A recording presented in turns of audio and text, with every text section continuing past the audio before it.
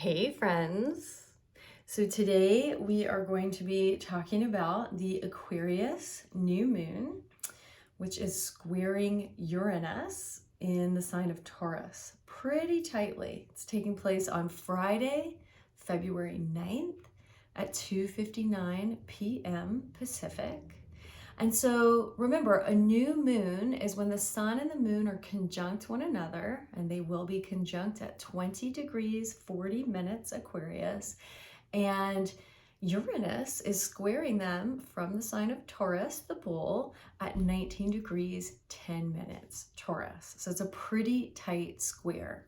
Now, we're going to be talking about this from the evolutionary astrological perspective, which recognizes that everything, planets, signs, and houses, are all operating on a spectrum of consciousness.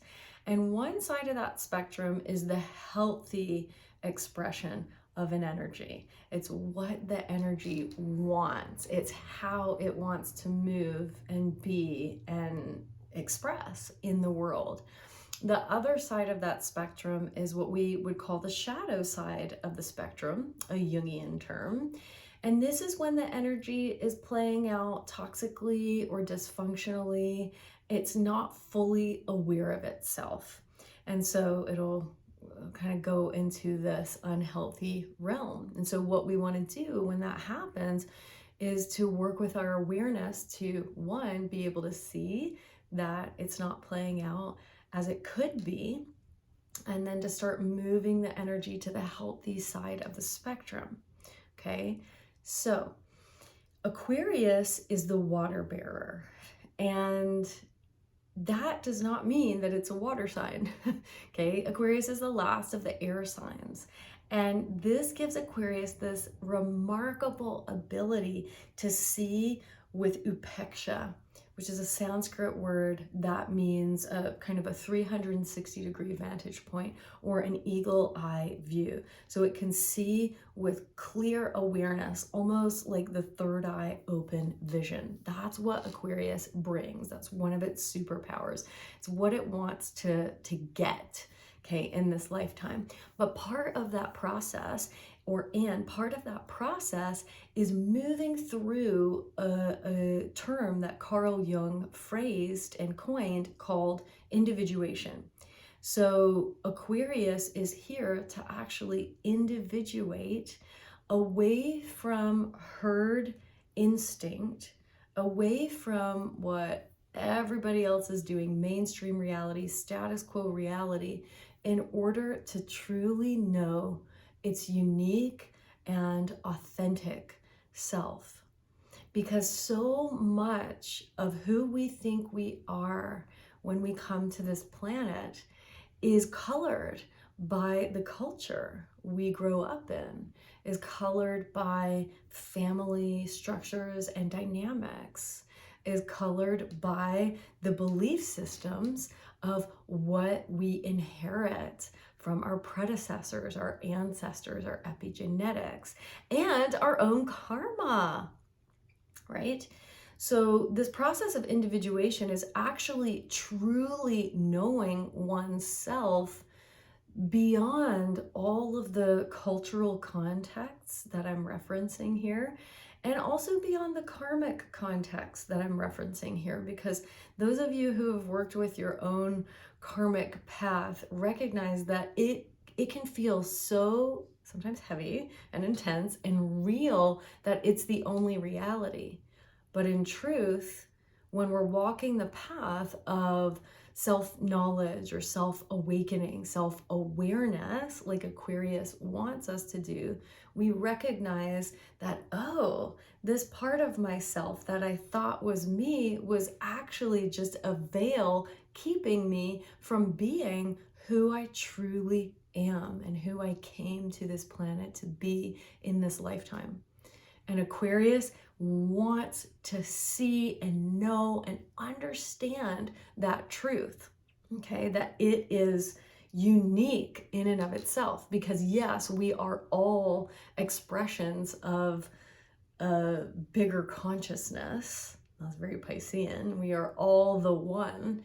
And yet the way that each one of us expresses the totality of the whole is unique and authentic and different, and it's meant to be. And that's what Aquarius wants us to actually celebrate. And so when we're on an Aquarian journey, or when we have Pluto in Aquarius for the next 20 years, which we've talked about. So if you're unclear on that, you can go back to the past 2 videos that I've posted. Both of them will talk about Pluto in Aquarius. But it is a time of reconnecting with the parts of ourselves. It's very Pluto. It's like soul reclamation. That's Pluto. It's a magical Pluto word, soul reclamation. So we're reclaiming parts of our soul that we feel like we had to cut off from ourselves in other times because they weren't socially okay. And think about what we've gone through historically. If you had different thoughts or belief systems than the Roman Catholic Church in the 1500s, before King Henry VIII made all of his changes, you were a heretic, and you were usually put to death or exiled. Okay, well, guess what? Aquarius is the exile. That's one of its archetypes. And the part of Aquarius, and so my teacher, Stephen Forrest, I love this quote, and I'm going to paraphrase the quote, so let me be clear on that. But he says that Aquarius comes into the world, and when she does what is in alignment with her truth, when she's living her truth in the world, she is bound to feel like she's disappointing others because they don't understand that she's living her path. And they're like, well, why would you do that? Like, why wouldn't you just do it this way that we taught you or that everyone else is doing? And Aquarius is like, oh no, I'm on a path of self-awakening and self-discovery and self-realization. And so this process of becoming a complete and whole and unique individual that's not separate from, but is actually connected to the whole, is a super important part of Aquarius's gifts, but also journey, okay? And once it gets there, of course, we know this is a constant unfolding, right? But once it's, been on that journey for long enough, then it actually feels, oh, I know my most authentic self in the face of any kind of pressure to conform or to be someone who I'm not. And I will stand in this place of true freedom no matter what. And that's a really beautiful Aquarian gift. It's a really beautiful way that people who are Aquarius sun, moon, or stelliums, or rising, it's a beautiful way that they bring their magic into the collective. Okay, so let's remember that. It's an important time for us to get really clear about what it means to be on our own unique path of self-awakening and self-discovery, knowing who we truly are, and what I like to call the IGS, the inner guidance system that lives deep within us. And it's not something we know mentally. See how that's different? So air signs govern the mind, and the first of our air signs, Gemini, it can be quite heady, right? Depending on its placement. But it tends to be like, oh, I'm so curious, which is wonderful, but it wants to know things, and it just like stays on the surface. When we get to the last air sign, Aquarius, there is a sense of not just knowing something mentally, but truly knowing something in one's being, and the need for that kind of discernment, viveka, the need to be able to question, is this my truth? Or am I just doing what everyone else is doing because it's comfortable? Now, in evolutionary astrology, we recognize that everything is operating on the spectrum of consciousness, as I've mentioned. One end of that spectrum is when the energy expresses itself healthy, well. The other side of that spectrum is dysfunctional, toxic. It's when the energy is not getting what it needs. And so if Aquarius isn't marching to the rhythm of his own drum, he's going to become dissociative. And that's the shadow of Aquarius, becoming an automaton, going through the motions without actually being present for them, without actually wanting to be there. I mean, it's very apathetic, but it's beyond apathetic because it's just cut off. It's detached in an unhealthy way. Okay?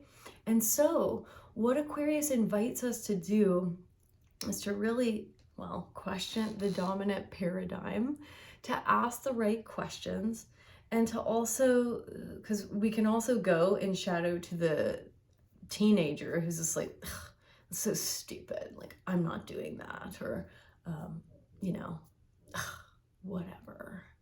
And that's not really a healthy expression of Aquarius either, okay? So it's not just being stubborn about things. Aquarius can be really stubborn, by the way, right? It's a resolute sign, but not just being stubborn for the sake of it, not just putting up an argument for the sake of arguing. Okay, that's not healthy Aquarius either. Healthy Aquarius is being able to march to the rhythm of one's own drum, not because other people are like, don't do that, what are you doing? But because it is right. It feels right on every level. It's deeply resonant on every level of one's being, and there's no way to do it otherwise. There's a feeling of like, no, this is the way. I call Aquarius the sign of Fleetwood Mac. You can go your own way, and you need to go your own way, because if you don't, you will pay the price. And it's called dissociation on some level. It's like, oh, what have I created for myself? And we see the Uranian opposition that happens for all of us from around 42, 43 to 44, 45. Okay, so if you're going through that right now, this is very Uranian and Aquarian, because Uranus rules Aquarius. So it's typified by this energy of needing to be authentic. And the things that you were doing before, if they haven't been authentic, or maybe they have been up to this point, but you will not have room anymore for what isn't truly authentic and right and resonant for you. And it is a time of like, okay, we're gonna like change things up and just like, you know, kind of blow things up a little bit, say the cosmos, in order for you to get really clear about what is completely authentic. Because if it's not, and you keep doing it, what's gonna happen? I think you already know. You're going to become dissociated. You will be just like going through the motions of your own life. And it's like, are you actually enjoying this? You're like, oh yeah, I'm happy. Are you really happy? Or is it just this surface thing? So that's really important. That's great, because it's getting us into Uranus, which is squaring Aquarius and the new moon in Aquarius. Okay, so we'll talk about that in just a minute, but there's one other thing I want to say about Aquarius, which is, it's really about, actually, I have this tattoo, imagine that, on my body. Okay, I got this in Raleigh by this awesome woman whose name I can't remember, at the Mad Hatter, and it's a key. But what the Sanskrit says is swatantriya. Swatantriya. And that refers to one's own innate freedom and the feeling of being sovereign in one's most true and clear self. And this is the path of Aquarius. So we get to ask ourselves, like, what am I doing in my life on all the different levels? So you can, like, relationships and, you know, business, and in my own day-to-day experience. What are the things that I'm doing in my life that are truly and totally authentic to me? And I feel so good about doing them. It feels awesome. And it's a place where I'm expressing, excuse me, my freedom, my true sense of freedom, and a sense of what makes me unique and authentic, and then how I can bring that magic into the collective. That's really great to ask for an Aquarius new moon, or full moon for that matter, or Uranian opposition if you're going through that. And okay, also, well, where are the areas in my life where I'm not feeling like I'm showing up as authentically as I could be? And what does it mean to show up authentically? is this true for me? Is this real for me? Am I following my own IGS inner guidance system? And if not, how can I discern what it really means to march to the rhythm of my own drum rather than just going with the status quo that doesn't work for me anymore? Or maybe it never did. I mean, it just depends. There are different aspects of it that might, and I could talk a lot on that. I'm not going to. So those are really good questions to ask during an Aquarius new moon. Now, let's talk a little bit about Taurus and Aquarius and how they square each other. So in evolutionary astrology, squares are not considered bad, okay?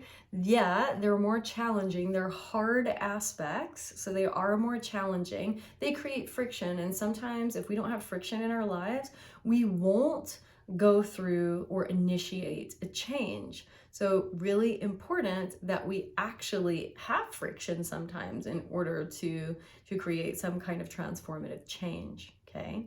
Now, Taurus likes to be comfortable. Taurus is like, but I just want to eat good food. I'm being silly. I have a first house Taurus moon. I just want to eat good food and be in my body in a really luxurious way and just be comfortable right here. I joke. I'm like, yeah, Taurus, you need to have your own creature comforts, your favorite mug that you drink your bulletproof drink out of, or your favorite tea out of every day. A life routine, healthy habits, Taurus, right? And Aquarius is like, okay, what does it mean to be authentic? I gotta follow that path of authenticity and embody that and be that. And it's gonna make me uncomfortable and I'm gonna have to make some changes to do it. And Taurus is like, oh, I don't know if I wanna make those changes. So we can see how those energies can be a little off-putting to each other, right? And Aquarius is just like, oh my God, Taurus, you just wanna sit around and be comfortable. And Taurus is like, oh, Aquarius, you're constantly changing and just doing weird things. And I don't know how I feel about that. Can't we just take a nap? And again, I'm being a caricature. I'm giving a little caricature of these because that's silly, but that's also where they kind of find that friction. But here's how we integrate them. And I also love that Uranus is in Taurus, and that's what's squaring Aquarius. So the planet is squaring its own home sign, which gives us a little help, actually. And so Uranus, again, this is the planet of individuation and authenticity. So if Aquarius is the sign of that and marching to the rhythm of one's own drum and being authentic and knowing one's truest, most clear self, Uranus is going to help us get there. And Taurus is the sign of feeling safe and secure. It's also the sign of feeling well-resourced. So resourced in the tools that we have for this process of transformation, or this process of self-awakening, the process of knowing who we are truly beyond our karmic, epigenetic, ancestral, social, cultural identity, because you are so much more than that. Yes, your life will be colored by those things, but there is a part of you that would be you no matter where you were born and what time period you were born in, although thankfully we are evolving, thank goodness, right, through time. And so Uranus and Taurus is like, okay, I'm going to bring some change to what makes you feel comfortable in your body, in your life, in your tools. You might have to get some more tools, add some more tools so that you feel even more well-resourced as you're going through this process of self-discovery and self-awakening. And you need to use all of those tools. And it's going to be a little uncomfortable because I'm asking you to grow. When we grow, it's never the most comfortable thing, but it's worth it, right? It's worth it.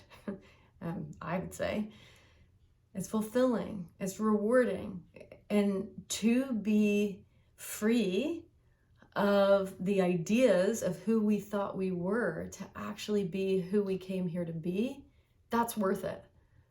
And so Uranus is saying, come and shake things up in this arena of your life. And especially if you've got planets in Taurus, which a lot of us do. I've done a lot of Taurus moon readings lately. So that moon is getting shaken up, right? How you give and receive nurturance, how you take care of yourself, and also the reigning need of your soul and the mood of your soul. It's like, yeah, in order to grow and be more authentic to who you actually are, I'm going to take you out of your comfort zone, but don't worry, you're going to be good if you choose to go with this at developing and cultivating more tools and resources that will help you and allow you to level up.